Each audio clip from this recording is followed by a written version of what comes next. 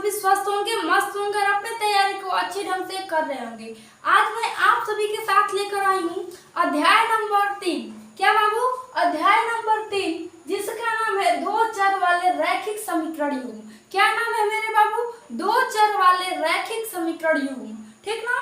इसके पहले हम लोग चर और अचर के बारे में जानेंगे। क्या बाबू? चर और अचर के बारे में जानेंगे। ठीक ना? अपने दोस्तों के पास फटाफट शेयर कर दीजिए। ठीक, चलते हैं अपने क्लास पे और वीडियो को लाइक कर दीजिए। ठीक ना? तो देखिए यहाँ पे चर है। क्या है बाबू? चर है। हम अगर पूछें कि चर की परिभाषा बताओ तो क्या आप लोग बताओगे? कहोगे जिस राशि का मान हमेशा बदलता रहता है। क्या होता है मेरे बाबू? जिस राशि का मान हमेशा क्या होता है? बदलता रहता है, उसे चर कहते हैं। जिस राशि का मान हमेशा बदलता रहता है उसे क्या कहते हैं मेरे बाबू? चर कहते हैं। ठीक, उसके बाद से इसका एग्जाम्पल में क्या हो जाएगा? ए बी सी डी कमा डॉट डॉट डॉट जेड तक। ठीक ना? यानी कि जितना भी अल्फाबेट है, क्या बाबू? जितना भी अल्फाबेट है वो सभी क्या है? वो सभी चर है। उसका मान हमेशा बदलता रहता है। ठीक ना? इसके बाद से देखिए, इसके बाद से हम लोग जानेंगे अचर के बारे में, यानी कि अचर की परिभाषा। ठीक ना? तो हम सबसे पहले इसको अचर की परिभाषा देख लेते हैं। जिस राशि का मान कभी नहीं बदलता है। क्या बाबू? जिस राशि का मान कभी नहीं बदलता है उसे अचर कहते हैं। उसे क्या कहते हैं मेरे बाबू? अचर कहते हैं। ठीक ना? एग्जाम्पल में क्या हो जाएगा? 0 1 2 3 4 डॉट डॉट डॉट इनफाइनाइट तक। इनफाइनाइट मतलब अनंत तक। ठीक ना मेरे बाबू? तो वो क्या होता है? वो अचर कहलाता है। ठीक ना? बताए, अगर यहाँ पे 0 है, ठीक ना, 0 का मान क्या आप कभी दूसरा कुछ भी लिख सकते हैं? 0 है तो केवल 0 ही होगा। ठीक ना? यहाँ पे 1 है, 1 है तो केवल 1 ही होगा, इसका मान कभी नहीं बदलेगा। ठीक ना? 2 है, इसका भी मान कभी नहीं बदलता है। ये क्या हो जाएगा? ये अचर राशि कहलाएगा। क्या कहलाएगा मेरे बाबू? अचर राशि कहलाएगा। ठीक ना? इसके बाद से हम लोग जानेंगे एक चर वाले रैखिक समीकरण के बारे में। क्या जानेंगे बाबू? एक चर वाले रैखिक समीकरण। ठीक ना? तो देखिए इसका परिभाषा क्या हो जाएगा? जिस समीकरण में केवल चर हो। क्या हो बाबू? जिस समीकरण में केवल चर हो और चर का घात 1 हो। चर का घात कितना हो? 1 हो तो उसे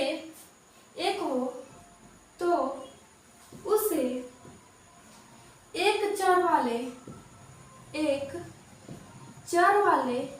रैखिक समीकरण कहते हैं। रैखिक समीकरण कहते हैं। समीकरण कहलाता है, लिख लीजिए, कहलाता है। ठीक ना मेरे बाबू? एक चर वाले रैखिक समीकरण किससे कहते हैं? जिस समीकरण में केवल चर हो। क्या हो बाबू? केवल चर हो और चर का घात क्या हो? चर का घात 1 हो। कितना हो? चर का घात 1 हो तो उसे एक चर वाले रैखिक समीकरण कहते हैं। ठीक ना? इसका एग्जाम्पल देखिए। इसका एग्जाम्पल क्या हो जाएगा? इसका एग्जाम्पल हो जाएगा क्या मेरे बाबू? 2x और प्लस में 3 बराबर में 0 हो जाएगा। और दूसरा एग्जाम्पल देख लीजिए, 2x प्लस में 3 बराबर में 0। और ये पहला एग्जाम्पल था। ठीक, और ये दूसरा एग्जाम्पल देखिए। दूसरा एग्जाम्पल में क्या हो जाएगा मेरे बाबू? हो जाएगा 5y। ठीक ना मेरे बाबू? 5y प्लस में 5 बराबर में 2y और प्लस में 3। ठीक, अब यहाँ पे देखिए, यहाँ पे क्या होगा? यहाँ पे पहला में क्या दिया है? पहला में मतलब पहला एग्जाम्पल में दिया है 2x प्लस में 3 बराबर में 0, ये ना दिया है। अब हम देखेंगे इसमें चर कौन है, तो यहाँ पे x दिया हुआ है। ठीक ना? तो x दिया है तो ये क्या होगा? ये चर होगा। ठीक, चर ABCD में z तक, तो z तक के बीच में क्या है मेरे बाबू? x आया है, ये क्या हो जाएगा? ये चर होगा। ठीक, तो चर का अधिकतम घात कितना होना चाहिए बाबू? और चर का घात कितना होना चाहिए? केवल 1 होना चाहिए। ठीक ना? तो इस पे कुछ भी नहीं है घात, तो क्या है? 1 है। क्या है मेरे बाबू? 1 है। तो यहाँ पे क्या हो जाएगा? चर का घात कितना दिया हुआ है? 1 है। तो ये क्या होगा? ये एक चर वाले रैखिक समीकरण कहलाएगा। क्या कहलाएगा मेरे बाबू? एक चर वाले रैखिक समीकरण। ठीक ना? और यहाँ पे देखिए, अब हम इसको क्या करेंगे? इसको हम लोग सबसे पहले सॉल्व करते हैं। ठीक ना?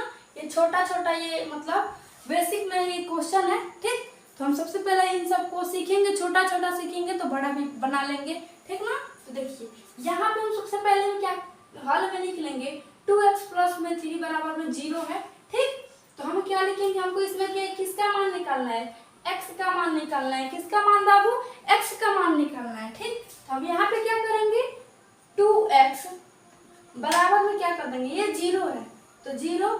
अब देखिए यहाँ पे अचर जो है 3 है, ठीक। यहाँ पे 3 कैसा दिया है, प्लस में है, तो हम बराबर के इस साइड लेंगे तो किस में आ जाएगा मेरे को, माइनस में हो जाएगा, ठीक। तो 2x बराबर में क्या होगा, 0 में से 3 घटाएंगे तो माइनस का 3 होगा, ठीक। तो हम x का मान निकालना है, तो x का मान निकालेंगे तो माइनस में 3। और देखिए यहाँ पे x का गुणांक क्या दिया हुआ है, x का गुणांक 2 दिया हुआ है। क्या दिया है मेरे बाबू, 2 दिया है, ठीक। तो x का गुणांक 2 है, इस गुणांक को हम बट्टा में लिख देंगे। किस में लिख देंगे मेरे बाबू, बट्टा में लिख देंगे। ये क्या हुआ, ये जो है x का मान निकल गया, किसका मान निकल गया, x का मान निकल गया। ये क्या हो जाएगा, ये इसका आंसर हो जाएगा, ठीक। इसमें देखिए दूसरा एग्जांपल में देख लीजिए। दूसरा एग्जांपल में क्या दिया है मेरे बाबू, 5y प्लस में 5 क्या दिया है, 5y प्लस में 5 बराबर में 2y प्लस में 3 दिया है। क्या दिया है, बराबर में 2y प्लस में 3 दिया है, ठीक। तो देखिए यहाँ पे 5y है, ये क्या है, ये चर है और ये भी चर है। हम चर को एक साथ ले लेंगे और अचर को एक साथ ले लेंगे। देखिए ये चर है तो हम सबसे पहले चर वाले को लिख लेते हैं, 5y और माइनस में 2y कर लेंगे। यहाँ पे माइनस क्यों हुआ, क्योंकि यहाँ पे बराबर से जब इधर आया है 2y तो यहाँ पे प्लस में है, तो इधर आएगा तो माइनस में आ जाएगा। कोई दिक्कत नहीं है ना, दिक्कत। अब देखिए आगे बराबर है तो हम बराबर लगा देंगे। अब देखिए इसमें अचर कौन कौन है, तो 5 है और 3 है, ठीक। तो हम 3 लिख लेंगे और यहाँ पे देखिए यहाँ पे 5 जो है प्लस में दिया हुआ है, तो इधर आएगा तो किसमें होगा, माइनस में हो जाएगा। किसमें हो जाएगा मेरे बाबू, माइनस में हो जाएगा। अब देखिए 5 में से 2 को घटा देंगे तो कितना होगा, 3, और y है तो y लगा देंगे, ठीक। इसके बाद से देखिए इज इक्वल टू है तो हम इज इक्वल टू लगा दिए। अब 3 में से 5 घटाएंगे तो माइनस का 2 बचेगा। क्या बचेगा मेरे बाबू, 3 में से जब हम 5 घटाएंगे तो माइनस का 2 बचेगा, ठीक ना। अब देखिए हमको यहाँ पे y का मान निकालना है, ठीक। तो y बराबर में क्या करेंगे, माइनस में 2 है तो माइनस में 2, और y का गुणांक क्या दिया हुआ है मेरे बाबू, 3 दिया हुआ है, तो हम 3 को नीचे लिख देंगे। ये क्या होगा, ये y का मान निकल गया, ठीक ना। ऐसे ही समीकरण को लगाया जाता है, ठीक ना मेरे बाबू।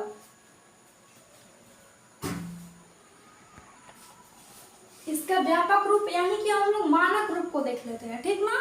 क्या देख लेते हैं, यहीं पे हम लोग इसका व्यापक रूप यानी कि मानक रूप किसका बाबू, तो एक चर वाले रैखिक समीकरण का व्यापक रूप को हम लोग पढ़ लेते हैं, ठीक। तो यहाँ पे हेडिंग लगा लीजिए, एक चर वाले, क्या मेरे बाबू, एक चर वाले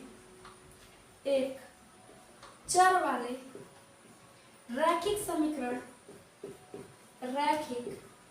समीकरण का व्यापक, क्या बाबू, व्यापक या मानक रूप, ठीक ना मेरे बाबू, व्यापक या मानक रूप, ठीक। हम लोग इसको पढ़ेंगे, एक चर वाले रैखिक समीकरण का व्यापक रूप या मानक रूप, ठीक। अब देखिए इसका व्यापक रूप क्या होता है, इसका व्यापक रूप होता है ax प्लस में b बराबर में 0 होता है, ठीक ना मेरे बाबू। यहाँ a नॉट इक्वल टू 0 जो होता है, a जो होता है 0 के बराबर नहीं होता है। क्या बाबू, a जो होता है 0 के बराबर नहीं होता है, ठीक ना। इसका व्यापक रूप क्या होता है, ax प्लस में b बराबर में 0 होता है। कोई दिक्कत नहीं है ना, दिक्कत। अब हम इसको रफ कर लेते हैं, ठीक ना। अब देखिए अब हम लोग पढ़ेंगे दो चर वाले रैखिक समीकरण।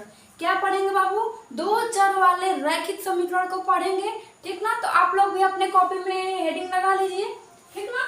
इसका डिफिनेशन देखिए, इसका डिफिनेशन हो जाएगा, जिस समीकरण में, क्या बाबू, जिस समीकरण में क्या बाबू, जिस समीकरण में क्या हो, जिस समीकरण में जिस समीकरण में दो क्या हो बाबू, दो चर हो, ठीक ना, दो चर हो और चर का घात और चर का घात एक हो। चर का घात कितना हो बाबू, एक हो, चर का घात एक हो, तो उसे दो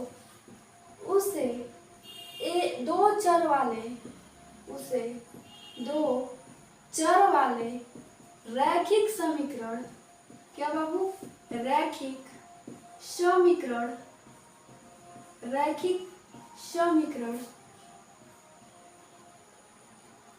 कहते हैं, ठीक ना मेरे बाबू, उसे रैखिक समीकरण कहते हैं। ठीक, दो चर वाले रैखिक समीकरण किसे कहते हैं, तो जिस समीकरण में दो चर हो और चर का घात कितना हो बाबू, एक हो, वो क्या कहलाएगा, वो दो चर वाले रैखिक समीकरण कहलाएगा। क्या कहलाएगा मेरे बाबू, दो चर वाले रैखिक समीकरण कहलाएगा। ठीक, इसका एग्जांपल क्या हो जाएगा मेरे बाबू, इसका एग्जांपल आप लोग देख लीजिए, एग्जांपल यानी कि उदाहरण जैसे में, ठीक ना, इसका एग्जांपल हो जाएगा 2x प्लस में 3y बराबर में 0, ठीक ना, ये इसका एग्जांपल है। दूसरा एग्जांपल में देख लीजिए क्या हो जाएगा, दूसरा एग्जांपल 5x प्लस में 3y माइनस में 10 बराबर में 0।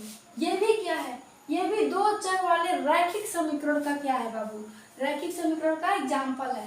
ठीक ना, अब देखिए, अब यहाँ पे आप लोग सोच रहे होंगे कि दो चर वाले रैखिक समीकरण, ठीक, तो देखिए पहला नंबर, ये पहला नंबर एग्जांपल है, ठीक, और ये क्या है बाबू, ये दूसरा नंबर एग्जांपल है। ठीक ना, तो देखिए यहाँ पहला नंबर एग्जांपल में देखिए यहाँ पे क्या दिया हुआ है, 2x प्लस में 3y बराबर में 0 दिया हुआ है। ठीक ना, अब यहाँ पे ये क्या है, x जो है, x और y क्या है बाबू, चर है, क्या है, चर है, यानी कि अल्फाबेट है। ठीक ना, अब इस चर का घात कितना दिया हुआ है, यहाँ पे घात में कुछ भी नहीं है तो क्या है बाबू, 1 है, क्या है, 1 है, इस पे भी घात कुछ भी नहीं है तो क्या है, 1 है। ठीक ना, तो हम लोग इसको भी हल कर देंगे, क्या करेंगे मेरे बाबू, हल करेंगे। ठीक ना, तो देखिए इसका हम सबसे पहले हल में लिख लेंगे।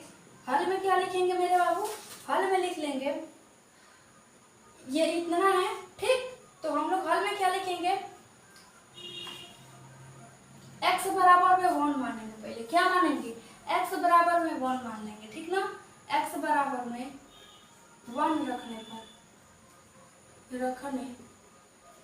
पर, ठीक ना मेरे बाबू, x का मान जो है हम लोग क्या रखेंगे, 1 रखेंगे। ठीक ना, तो देखिए यहाँ पे क्या दिया हुआ है, 2x है, तो जहाँ x है, x का मान क्या रखना है, 1 रखना है, तो 1 प्लस में क्या दिया हुआ है, 3y बराबर में क्या है, 0 है, क्या है मेरे बाबू, 0 है। अब देखिए 2 में 1 से गुणा करेंगे तो 2 होगा, 2 एकम 2, ठीक, और ये प्लस में 3y है तो हम 3y रख देंगे, ठीक, बराबर में 0 कर देंगे। अब देखिए ये जो है अचर है और ये चर है और ये भी अचर है। ठीक, तो हम पहले चर को बाहर निकाल लेते हैं, तो क्या दिया हुआ है, चर 3y है, बराबर में क्या कर देंगे, ये 0 और इधर प्लस में है 2, बराबर किधर आएगा तो किसमें हो जाएगा, माइनस में 2 हो जाएगा, क्या हो जाएगा मेरे बाबू, माइनस में 2 हो जाएगा। ठीक, अब देखिए यहाँ पे 3y है तो हम 3y बराबर में 0 में से -2 घटाएंगे तो माइनस में 2 ही होगा।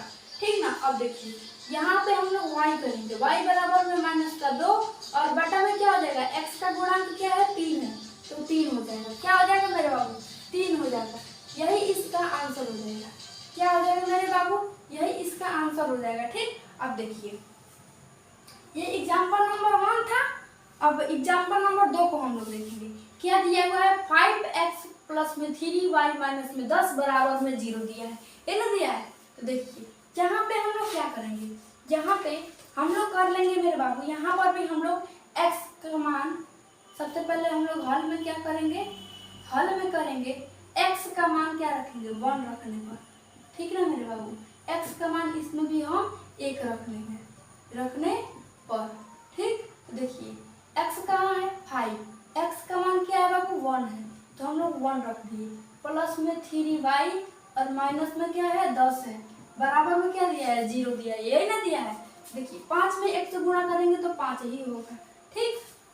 और प्लस में 3y बस लिख दीजिए, माइनस में 10 है तो लिख दीजिए, बराबर में 0 है तो 0 लिख दीजिए। कोई दिक्कत नहीं है? दिक्कत। अब आगे देखिए, आगे हम लोग क्या करेंगे, आगे हम लोग 3y को इधर कॉमन ले लेते हैं, तो 3y बराबर में क्या हुआ, ये 10 है, ठीक। यहाँ पे क्या दिया हुआ है 10, ठीक। और इधर ये आएगा तो किधर हो जाएगा, प्लस में हो जाएगा, ये प्लस में तो माइनस में हो जाएगा 5, ठीक। यहाँ पे क्या होगा 3y बराबर में 10 में से 5 घटाएंगे आप तो क्या बचेगा 5 बचेगा, बचेगा ना। अब देखिए यहाँ पे क्या करेंगे आप लोग, 3y बराबर में 5 है तो हमको y का मान इसमें निकालना है, क्या निकालना है y का मान। तो y बराबर में यहाँ पे 5 है तो 5, y का गुणांक क्या है 3 है, तो हम लोग बट्टा में 3 कर देंगे, ये इसका इतना हो गया। अब हम लिखेंगे यहाँ पे जब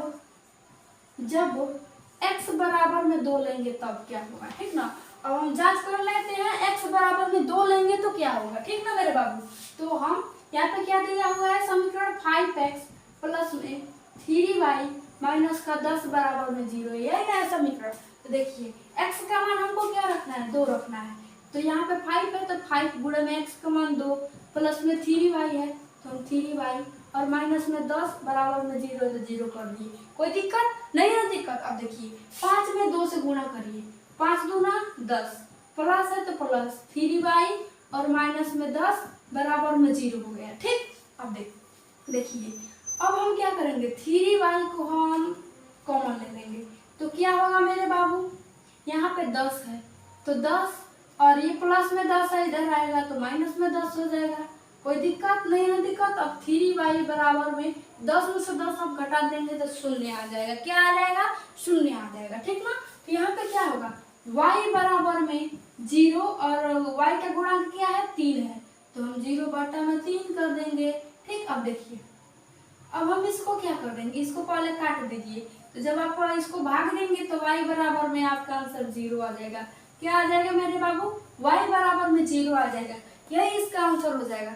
फटाफट एक बार कमेंट में बताइए कि समझ में आया कि नहीं आया, ठीक ना। तब तक लिए मैं इसको रफ करती हूँ और उसके बाद से आगे बताती हूँ आप लोग को, ठीक ना मेरे बाबू। तब तक लिए आप लोग फटाफट बताइए, ठीक।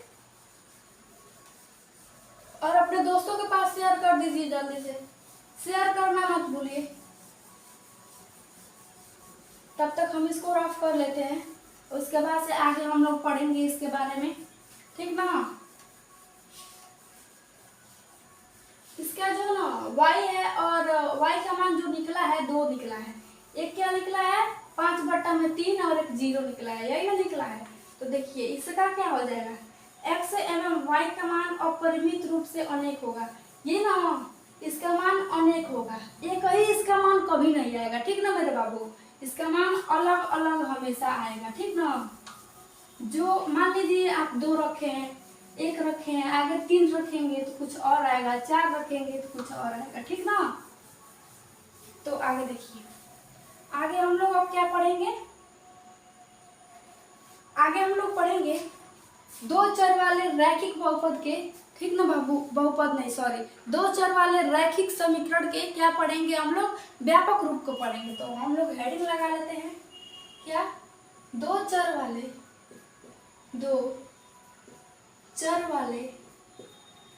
रैखिक, क्या बाबू, रैखिक समीकरण क्या व्यापक या मानक रूप, ठीक है मेरे बाबू। 2 चर वाले रैखिक समीकरण का व्यापक या मानक रूप को पढ़ेंगे, ठीक ना। इसका व्यापक रूप क्या होता है, इसका व्यापक रूप हो जाता है, हम यहीं पे लिख देते हैं, क्या होता है मेरे बाबू, ax प्लस में by और प्लस में c बराबर में 0 होता है। ये इसका क्या होता है मेरे बाबू, व्यापक रूप होता है, किसका, तो 2 चर वाले रैखिक समीकरण युग्म का व्यापक रूप होता है ax प्लस में by प्लस में c बराबर में 0 होता है, ठीक है मेरे बाबू। उसके बाद से देखिए इसमें यहाँ पे क्या होता है, यहाँ लिख लीजिए, यहाँ b जो होता है b नॉट इक्वल टू 0, यहाँ यानी कि b जो होता है 0 के बराबर नहीं होता है, क्या बाबू, यहाँ पे जो b होता है वो 0 के बराबर नहीं होता है, ठीक ना। कोई दिक्कत नहीं है? दिक्कत। अब आगे चलते हैं, ठीक ना मेरे बाबू। तो आगे हम लोग क्या करेंगे, आगे हम लोग यहाँ पे हम लोग इसके कंडीशन के बारे में थोड़ा जान लेते हैं, ठीक। तो यहाँ पे लिख लीजिए, दो चर वाले रैखिक समीकरण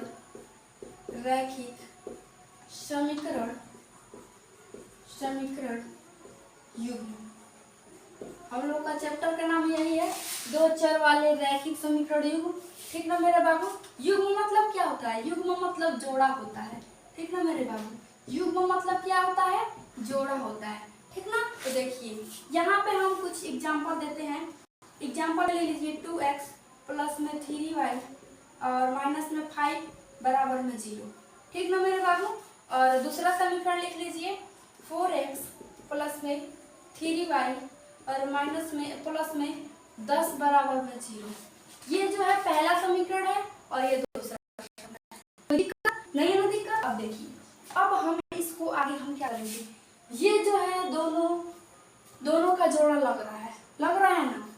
देखिए यहाँ पे जब विलोपन विधि आगे हम बताएंगे, विलोपन विधि, प्रतिस्थापन विधि, वज्र गुणनखंड विधि, ग्राफीय विधि, बहुत सारे होते हैं, 6 प्रकार होते हैं, ठीक ना मेरे बाबू। समीकरण के 6 प्रकार होते हैं। सबसे पहले हम इसको देखते हैं, हमको ज्यादा आगे नहीं जाना है, ठीक ना। तो देखिए इसमें ये क्या होगा, इसमें जो है जोड़ा लग रहा है, ठीक ना। तो ये क्या होगा, दो चर वाले रैखिक समीकरण होगा, दो चर वाले रैखिक समीकरण। ये क्या होगा मेरा, वो दो चर वाले रैखिक समीकरण युग्म होगा। क्यों, देखिए यहाँ पे 3y ये भी जोड़ा लग रहा है, यहाँ भी, ठीक ना। तो ये क्या हो जाएगा, दो चर वाले रैखिक समीकरण होगा, ठीक ना मेरे बाबू। इसके आगे देखिए, इसके आगे हम लोग क्या जानेंगे, इसका व्यापक रूप को जान लेते हैं, ठीक ना मेरे बाबू। तो व्यापक रूप में क्या हुआ, यहाँ पे हम लोग लिख सकते हैं व्यापक रूप, ठीक ना मेरे बाबू। तो देखिए इसके व्यापक रूप में हो जाएगा, a1x प्लस में b1y प्लस में c1 बराबर में 0 और नीचे a2x प्लस में b2y प्लस में c2 बराबर में 0, ठीक ना मेरे बाबू। इसमें क्या होगा, इसमें हो जाएगा दो चर वाले रैखिक समीकरण, यह भी होगा दो चर वाले रैखिक समीकरण युग्म, ठीक ना मेरे बाबू। इसमें भी क्या होगा, दो चर वाले रैखिक समीकरण युग्म।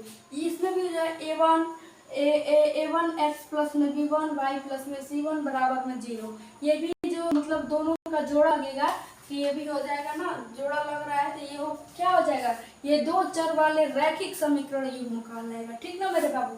इसके आगे देखिए, इसके आगे हम लोग इसके कंडीशन के बारे में जानेंगे। किसके बारे में बाबू, कंडीशन के बारे में, यानी कि शर्तें इसके क्या क्या हैं, ठीक ना। इसको हम लोग पढ़ लेते हैं, ठीक ना। तो देखिए यहाँ पे हम लोग कंडीशन लिख लेते हैं,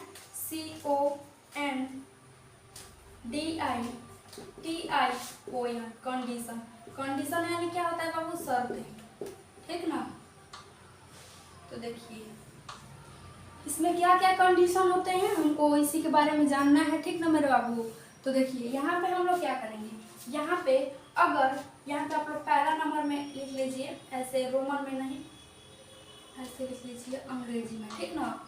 यहाँ पे क्या होगा, यहाँ पे पहला नंबर में क्या होगा मेरे बाबू, a1 बटा में a2 not equal to b1 बटा में b2, यानी कि a1 बटा में a2 जो है b1 बटा में b2 के बराबर नहीं होगा, तब कौन कौन सा शर्तें होंगे, ठीक है। इसमें पहला नंबर हो जाएगा मेरे बाबू, पहला नंबर में से क्या होगा, केवल एक हल, केवल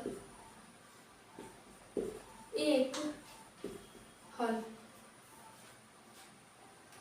और क्या होगा इसमें, इसको हम क्या कहते हैं, अद्वितीय, क्या कहते हैं मेरे बाबू, अद्वितीय हल कहते हैं, ठीक ना, हल होगा। यानी कि जब भी इस तरह के a1 बट्टा में a2 बराबर में नॉट इक्वल टू बराबर नहीं सॉरी a1 बट्टा में a2 not equal to b1 बट्टा में b2 जब भी रहेगा तो वो क्या होगा, पहला इसका शर्त है केवल एक हल होगा उसका। क्या होगा मेरे बाबू, केवल एक हल होगा और वो क्या होगा, अद्वितीय हल। मतलब एक हल को हम अद्वितीय हल भी लिखेंगे, ठीक ना मेरे बाबू। इसके आगे दूसरा कंडीशन इसका जानिए। इसका दूसरा कंडीशन क्या होता है, इसका दूसरा कंडीशन होता है इसका ग्राफ कैसा होता है, ठीक ना, इसका ग्राफ, ठीक ना मेरे बाबू। इसका ग्राफ जो होता है प्रतिच्छेदी होता है। क्या होता है बाबू, प्रतिच्छेदी, ठीक ना, प्रतिच्छेदी होता है इसका ग्राफ, ठीक ना, प्रतिच्छेदी होता है, ठीक। यानी कि ऐसे और ऐसे, यहाँ पे देखिए ये जो है a1 बटा में a2 not equal to b1 बटा में b2 का ग्राफ है। ये क्या है, प्रतिच्छेद कर रहा है। कहाँ पर प्रतिच्छेद कर रहा है, मान लीजिए ये रेखा है और ये रेखा है, इसमें कहाँ पर प्रतिच्छेद कर रहा है मेरे बाबू, इस बिंदु पर प्रतिच्छेद कर रहा है। तो ये क्या होगा, प्रतिच्छेदी रेखा होगा। क्या होगा मेरे बाबू, प्रतिच्छेदी रेखा होगा, ठीक ना। इसका तीसरा कंडीशन हम लोग जान लेते हैं। तीसरा कंडीशन में क्या हो जाएगा, इसका युग्म।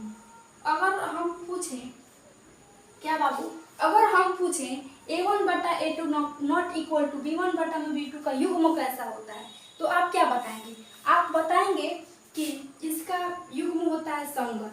क्या होता है बाबू, संगत होता है। संगत यानी कि अविरोधी। क्या होता है बाबू, अविरोधी, ठीक ना मेरे बाबू, अविरोधी होता है, ठीक ना। और इसका युग्म कैसा होता है, संगत, यानी कि अविरोधी होता है, ठीक ना मेरे बाबू। इसको हम रफ करते हैं।